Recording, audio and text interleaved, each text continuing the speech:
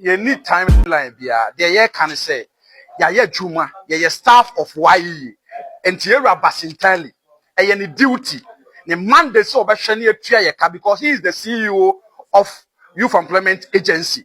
Yet so far as I have fire no kwan dey say dey tie bia wo so atua yeka enti yesika no na ye hwe nimu because ye oyere wo ma ye obusua sabi ono Basintale ene ni NDC a John Dramani Mahama da o ma no emoja wo mumu saa na ye nso moja wo ye mu ye Ghanafoɔ ana ye dwuma na ye no e wo so omutua ye ka eno nti kwan bi ya so omuntua ye ka. All right. Yo ye take on this topic. Medasi nyankopon hyiram. All right. Fawefo nyame hyiram. Na asa mekasa no me de enchia kese de koma the first gentleman on this noble constituency, which is Honorable Frank Anodompre. Okay. Nana Diodu Bakope. Nana Bema Nkasa etwa omu Hussein Suro no. What you say? Me former MC Honorable Owusuata, me constituency executives in Penifonyina, me party, but me sound in Chakesi pa, they come patriotic defenders, so face TikTok, Facebook, patriotic defenders, unstoppable action, shaping the future of new patriotic party for Dr. Mahamudu Bawumia regardless. Me chair me communication director, Nana Kumia Warbeck, Honorable Miss Salutu. Now on say NDC is for Debia Meka. Debia ya semwa obuo eni ni die kwan so meka amu hu kotoku mfa crashim adanko dada adu ya memuo qnet amemuo with all due respect na they think say Ghana no omo de be remedial sessions ye tro ni afeli ni akọ ni aba ni akọhye na nka ansa ni ye sei na nka be ye sei no aba na nisu hancho ojina park nature na no dwemwemwem ma no de onya bedu honom na ototo papa so no of ambo. That is the real definition of NDC and Yera Mahama amemo bonnet and tanya ye be catch rom. What he has here, Yera Mahama podia, he has really failed with dear man rambo. Wouldn't you say make us Yera Mahama nya kwenya ebuo man ye candidates bia and now your president when ya amemu mu kwan wo Ghana hanoma wutimi yi me Yera Mahama fencing che eso den no de ye or the grow to press sebi eno ani sa oye ne basa na wenya ne chiditaafo na entro loot and share omo flag bearer say baby so sharp teeth inti ene den na ye hu hwedere a omo tisi NPP abai amemu mu Yera Ekufuado, any Dr. Mahamudu Bawumia, no, your vice president. Now, me salute Dr. Mahamudu Bawumia, the most effective vice president we've ever had in this country. Because your vice president are your way, or them, or that them, and currently, who be set school for Uncle and you be Ghana, so why never vice president? I'm say Dr. Mahamudu Bawumia. Che, me catch us and draw, nay, and now would da. Na me man a blissful birthday. Nya me man in kwatenti ahodin wom. No ma NDC for ne Ghana for kwatenti ahodin wom. No mo for maniwa nko a emfa hu nnwuma papa 2028. Ye be kwa ship hour no. E de afi Yera Mahama ne NDC abansem. Na me kana masaka biem. Yera Mahama ne NDC for in the lives of Sami Jemfi, Sam George, Okujeto Ablakwa, Fifi Kote and the rest. E de na o man ye wo man mu. Okay. Edian mu share ye ka say ye declare states of emergency. Nene de do muteno mo de nsem bi ba be yi. You think say ye nkwala wo man mu ana? Ana mo fu say Ghana na ye mo bona fide property. Okay. Mo de be yes ania mo pe na mo hwia ma ba be me ma excuses upon excuses. We are not going to take those flimsy excuses from you people. President Mahama has failed. He has failed in the NDC. They should bow their head in shame. They tina make us Yera Mahama jina pinsi yesu ana or ye campaign. And then no kafa galam says me. O jina campaign platform so issue ye say. Galam say na Yera Ekufuado ni Yera Bawumia de to na kuma so said they will fight this with the last drop of their blood. They created measures for it. They almost created system. They put system in place. Almost created policies. We witness it. Mujna ojna pinsi yesu the campaign message say. Na it is say criminal, galamsey no ya chiomo no ono ba power obeba be mom amnesty ejiomo free prison. It's your catch or say ne Yera Mahama, we are enabler of galamsey. Are you going to deny it?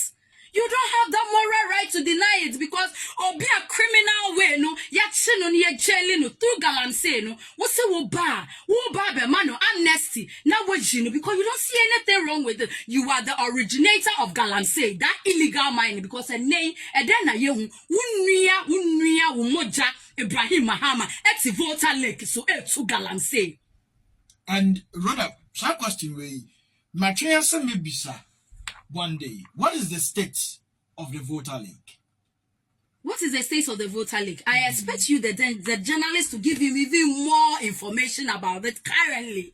And I'm giving you as an assignment. So are we fighting against illegal mining, or we are fighting illegal mining? So Ibrahim Mahama is doing illegal mining, or he's doing illegal mining? He's doing illegal mining. I'm asking, it's just a question. Okay, then I leave that for you to go and research, and you come and feed me with that information. Sure?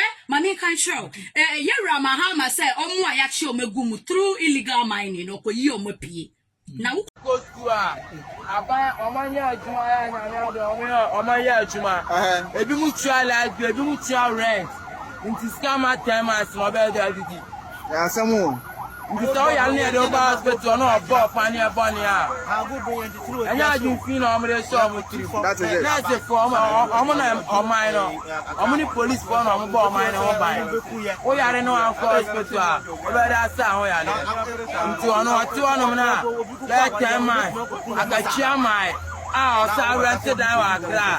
Who are baby of the classic and about car, which had AY3ka it's month now on month now. If you are to know, buying a slab by no more stuff for no more multimum and form system. Maybe beyond that. Next, I'm trying to say about intimidation first. Yes, if said next or police or doctor who are police. Okay, police is soon about mine or by. Okay, how's the police in a demonstration? I am going to buy a gun and tell him the police or any soldier, no matter demonstration. I'm on mine. So I'm not in a demonstration. I'm on to Mamma Diama. So I'm on the Eba. Diana, for the Emma. Who are Manoy and one of the Renaman and the Papamu class you. Who are about Blower Branson and Yamia de Monata area. I want some Emma salary. Who are about this club, and you'll be the crowd. That's right. I'm in the house. I'm going to be one more. That's almost sorry. The only one on my if you see a dab on Tiwa, you're dab on Tiwa, but you better do as you said. I'm just tired go to school. I can't for pass a citizen, but be a dab. Yeah, my head, you're be a dab. Give to us. I'm to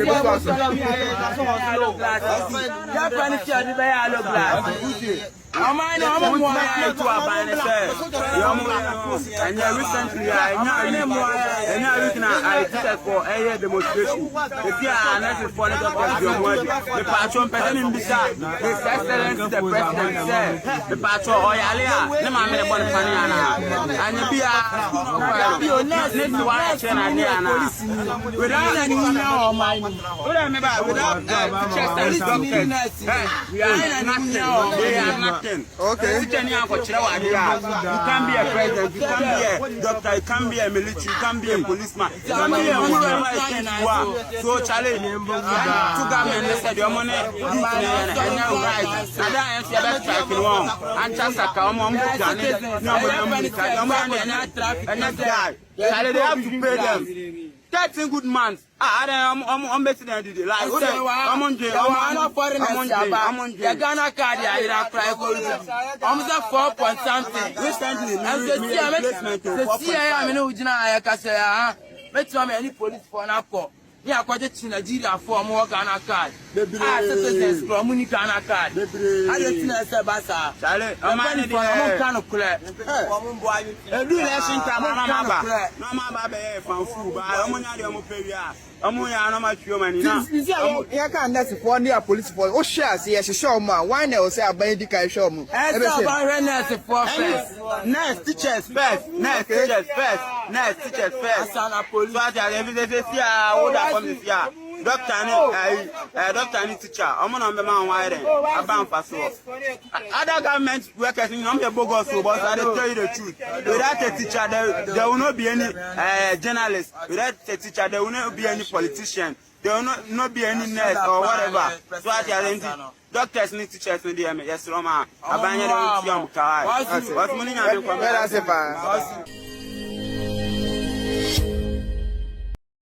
say and to threaten with a wama a jwada or bring them to me so action. And now, that the Nosa Busaka say, what was the Busa debit at the general? The Bernard attended I stand invitation to the Babu to me, Wama, and a quiet to Papa so went to me and justify it. And now, it's me now, and say, you real that the no, Emma, Jamawut bill. But conditions, they say, 15 million Ghana cedis, 3 sureties, 2 to be justified. To be justified, with landed property. And I was say, I would die and as I want who could win and cut arbitrary one and you indenture gentle Libya. Aha, who could a cat come my year callers commissioner, and walk on the moon. Now you be real, if Panasa or Master are really real. What I say, Chamount transfer the passport and cover. And I lawyer the appeal because my lord, my lady Michelle, Chamount to me passport in the Yoko Fajada. It took us a fine cover. Yin to be from the quarter with Yoko, and I tell you like I say, I, it ain't one of one to Yoko at Yaba. It's no, if you ring a bit, you're satisfied.